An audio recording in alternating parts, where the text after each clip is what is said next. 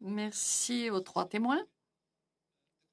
Je suis heureux de vous revoir. La question s'adresse à M. Robertson et à M. Mank aussi. Je suis d'accord avec votre évaluation que l'adaptabilité, l'engagement et l'empathie sont des qualités clés pour les personnes qui représentent les services extérieurs à l'étranger.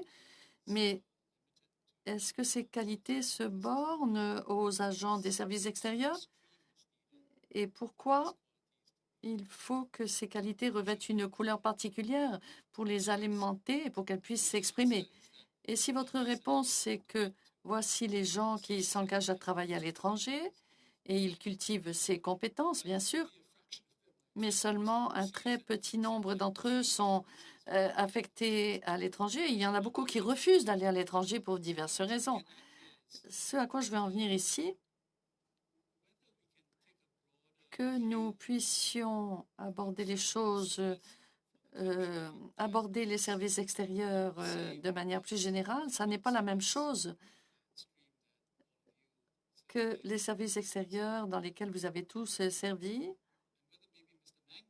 Et peut-être si l'on reprend l'idée de M. Mank, qu'il peut y avoir une variation de cette nuance, peut-être ce serait une façon d'interpréter les choses.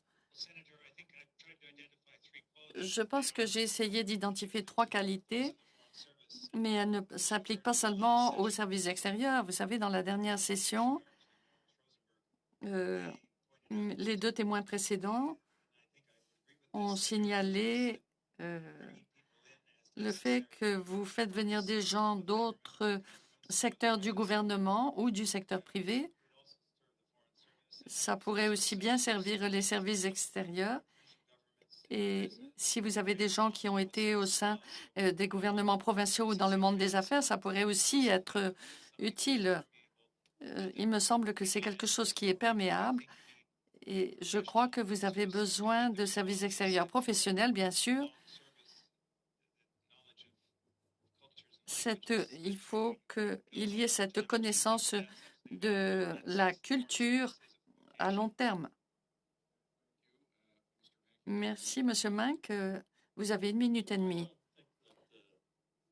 Je ne pense pas que nous recrutons des personnes qui sont vraiment spéciales, d'après ma propre expérience.